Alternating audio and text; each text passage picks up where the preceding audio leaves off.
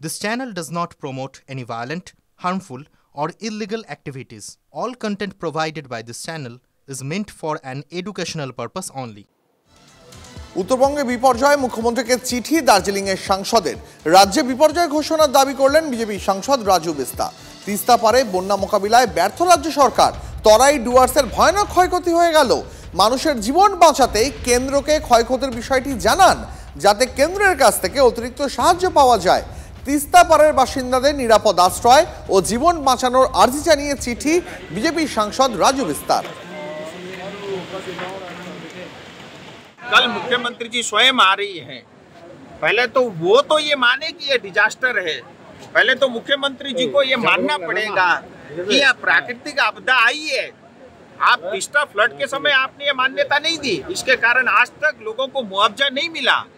Federal structure के अंदर में पहले स्टेट और मुख्यमंत्री को ये तो मानना पड़ेगा ना, ये डिजास्टर है। जब वो स्टेट डिजास्टर घोषित करेंगी तभी तो केंद्र सरकार को पता चलेगा और नेशनल डिजास्टर इसको घोषित करेंगे।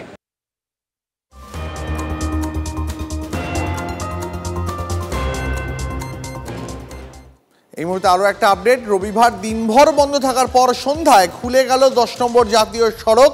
রাতভর নাগারে বৃষ্টির জেরে 10 নম্বর জাতীয় সড়কের একাধিক জায়গায় ধস নামে। দিনভর যুদ্ধকালীন তৎপরতায় কাজ চালানোর পর অবশেষে খুলল বাংলা সিকিমের লাইফ লাইন। রাস্তা খুলে গেলেও জাতীয় সড়কে ফের ধস নামার ঝুঁকি রয়েছে। 10 নম্বর জাতীয় সড়ক খুললেও প্রাকৃতিক দুর্যোগের জেরে এখনও বন্ধ উত্তরবঙ্গের একাধিক রাস্তা।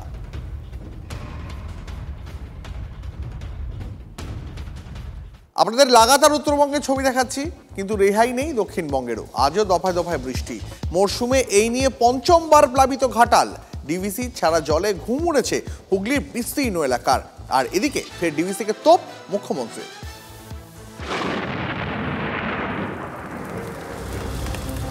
শনিবার মধ্যরাতে আচমকা ভারী বৃষ্টি কলকাতা। ঘন ঘন বজ্রপাতে ঘুম ভেঙে যায় শহরবাসীর। দিনভর মেঘলা আকাশ, বিকেলে কার্নিভালেরও পিছু ছাড়েনি বৃষ্টি। বস্তুত দক্ষিণবঙ্গ জুড়েই দফায় দফায় বৃষ্টি হয়েছে দিনভর। ফল মারাত্মক। চলতি মরশুমে পঞ্চমবার প্লাবিত ঘাটাল। ঝুমি নদীর উপর পারাপারের 7টি বাঁশের সাঁকো ভেঙে গিয়েছে। বিচ্ছিন্ন ঘাটাল ব্লকের মনসুকা 1 ও 2 নম্বর গ্রাম পঞ্চায়েত, ইড়পালা গ্রাম পঞ্চায়েত, সুলতানপুর গ্রাম পঞ্চায়েতের বিস্তীর্ণ এলাকা। খরস্রোতা নদীতে চলছে ঝুঁকি নিয়ে খেয়া পারাপার।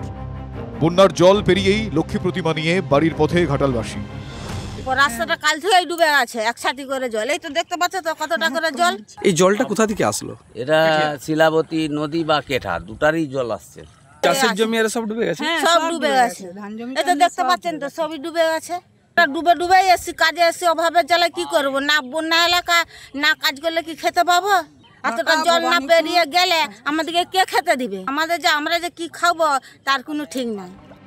অবিরাম বর্ষণে ফুঁসছে কেলেঘাই, কপালেশ্বরী। বিপদসীমার উপর নদীর জল, নদীর পাড়ে ভাঙন। অন্তত 5 জায়গায় বাঁধ ভেঙেছে বলছে সেচ দফতরি। শুধু পূর্ব মেদিনীপুর নয়, পশ্চিম মেদিনীপুরের সবংয়েও আতঙ্ক। এই মুহূর্তে আপনারা দেখছেন আমগাছিয়া আছি, পরশপুর থানার অন্তর্গত আমগাছিয়া, যেখানে গেজটা দেখা যাচ্ছে। এখনো পর্যন্ত পুরো গেজ যায়নি, 6 মিটার পর্যন্ত জলের উচ্চতা উঠেনি। আমরা দেখলাম নদীর স্রোত প্রচুর পরিমাণে আছে। আমরা আতঙ্কেই আছি। প্রশাসনের তরফ থেকে এখনো আপনাদের কোনো সতর্কতা বা কিছু করার কথা জানায়নি এবং আসেওনি। প্রশাসনের তরফ থেকে কেউ আসেনি? না না। শুক্রবার থেকে একটানা 70,000 কিউসেক হারে জল ছাড়ছে ডিভিসি। ডিভিসির ছাড়া জলে উদ্বেগ বাড়ছে হুগলির বিস্তীর্ণ তল্লাটে। দামোদর কানায় কানায় পূর্ণ, ভয় কাঁপছেন তারকেশ্বর ব্লকের তালপুর, কেশবচক, চাপাডাঙ্গা গ্রামের বাসিন্দারা। বন্যার জল যদি পেয়ে যায়, বন্যার জল পেয়ে গেলে নষ্ট হয়ে যাবে। আকাশ জলে ডুবে থাকলে নষ্ট হয় না, কিন্তু বন্যার জল ঢুকলেই নষ্ট হয়ে যাবে।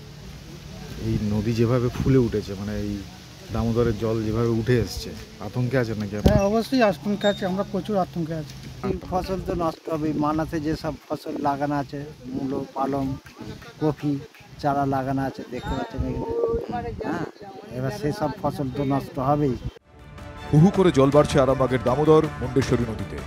ধান নষ্টের আশঙ্কায় প্রহর গুনছেন চাষিরা। এই তো দেখুন না, নদী জল থাকে না, নদী জল এই যে 2-3 দিনের বৃষ্টিতে জলটা বেড়ে গেল। আবার নিম্নচাপ হতে আবার ডিভিসিতে জল ছাড়ছে। এবারে আবার যদি জল ছেড়ে দেয় তাহলে বন্যা পরিস্থিতি হয়ে যাবে। যেমন আমার চাষবাস আবার ক্ষতিগ্রস্ত হয়ে আমার আবার হয়ে যাবে। মেন সমস্যা হচ্ছে বাঁধগুলো ঠিক মতো এখন মেরামত হয়নি, কাঁচা অবস্থায়। আগের বছর ভেঙেছিল। রবিবার আরও একবার ডিভিসিকে কাঠগড়ায় তুলেছেন মুখ্যমন্ত্রী মমতা বন্দ্যোপাধ্যায়। যে রেটে ডিভিসি আজকাল জল ছাড়ছে, কারণ ডিভিসি 20 বছর ধরে কোনো ড্রেজিং করে না। কলকাতা পোর্টে ড্রেজিং হয় না বলে কলকাতায় জলটা জমলো। আবার 7-8 তারিখে হাই টাইড আছে, এই হাই টাইডের সময় যদি বর্ষা হয় তাহলে কিন্তু আবার জলটা জমবার চেষ্টা হবে। সতর্ক প্রশাসন। পূর্ব বর্ধমানের জামালপুরে দামোদরের পাড় জুড়ে চলছে মাইকে প্রচার।